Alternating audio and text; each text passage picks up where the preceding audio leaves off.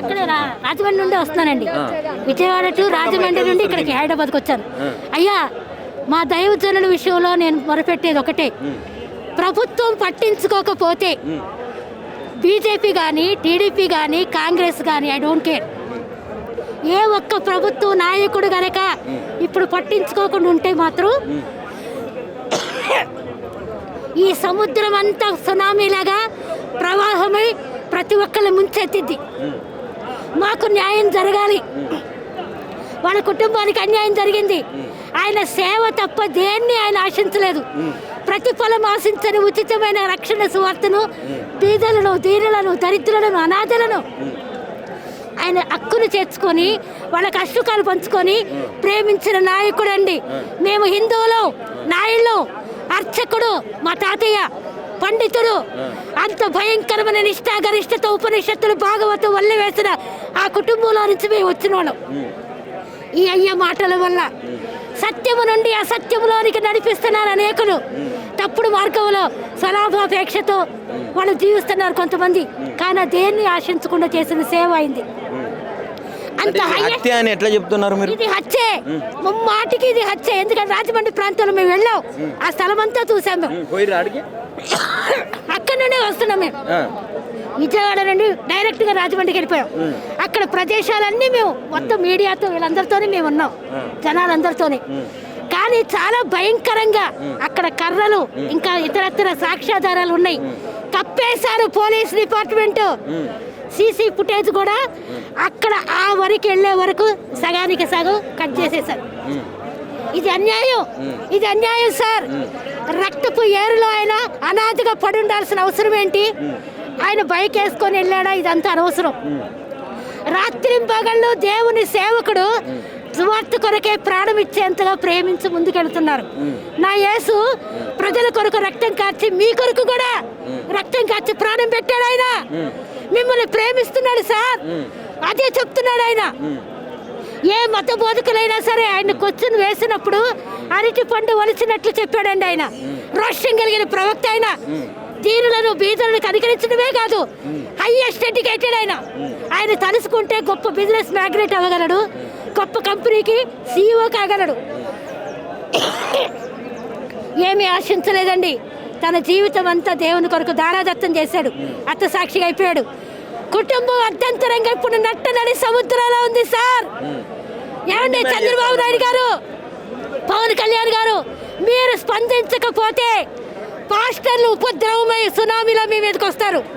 యవ్వనస్తులు మొత్తం media cell ఫోన్ల ద్వారా మేము ఏ రకంగా ఏ యాంగిల్లో వాడాలో దానియేలు లెగుస్తారు, శద్రకు మెషకబెత్తులు వాళ్ళు లెగుస్తారు.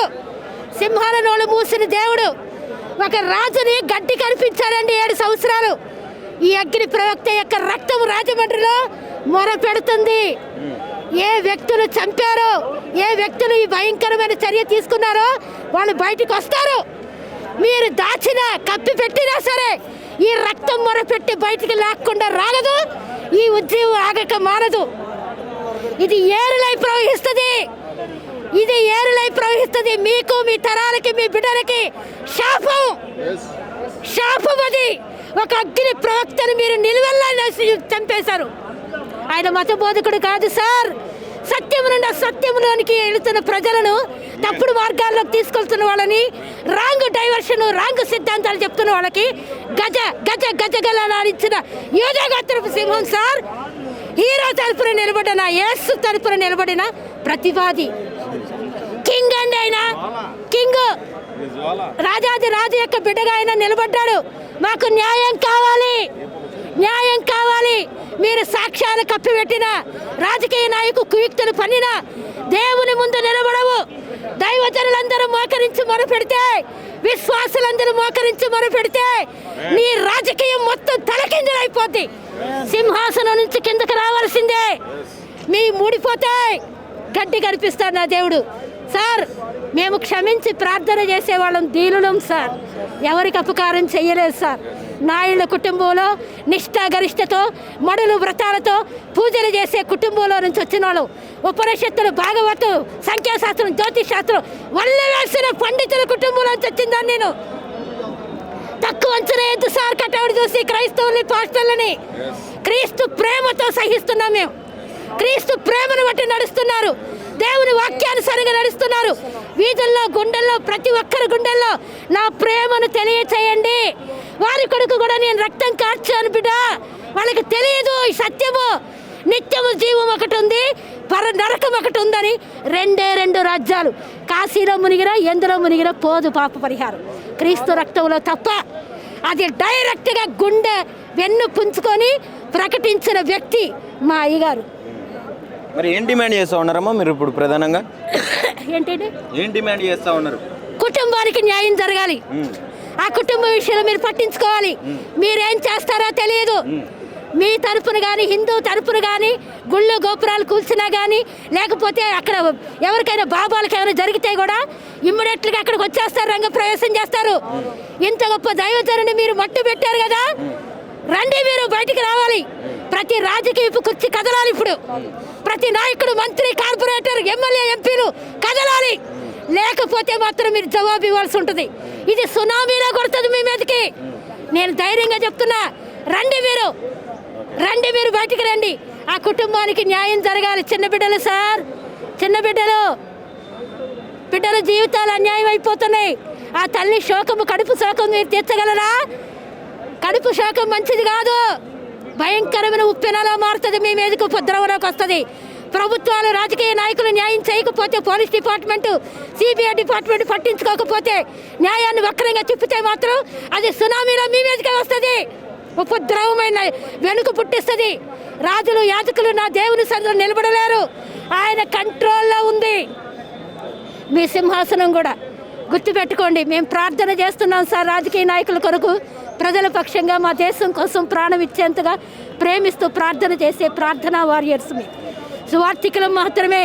సత్యాన్ని ప్రకటించేవాళ్ళు, సత్యం నుండి సర్వసత్యంలోకి నడిపించిన అగ్ని ప్రవక్త మా అయ్యగారు. ఆయన జోలికి వచ్చారండి మీరు, అందుకే ప్రవాహమై వచ్చారు ప్రపంచ నలుమూలల్లో నుండి. ఇంకా వస్తారు. ఇది ఇంతటితో ఆగదు. యవ్వనస్తులను రెచ్చగొడుతున్నారు మీరు, ఇంకా అనేకులు మతోన్మాదాలు రెచ్చగొడుతున్నారు. ఇది చాలా దారుణం. మేము మతాలను చిచ్చు పెట్టలేదు, కుల మతాలు విమర్శించట్లేదు, మీరు చేసే పూజలు విమర్శించట్లేదు. ఎందుకంటే అందులో నుంచి మేము వచ్చిన వాళ్ళం కాబట్టి మాకు తెలుసు. శటగోపం పెట్టి అబద్ధపు మంత్రాలు చదివే పూజారులు సైతం కూడా నిలదీసే హక్కు మాకుంది. కానీ మేము అడగలేదు. క్రీస్తుని కూర్చిన మతబోధ అని మీరు ప్రకటిస్తున్నారే, అది మతబోధ కాదు సార్, మార్గం. సిలువను కూర్చిన వార్త, పరలోకను కూర్చిన వార్త.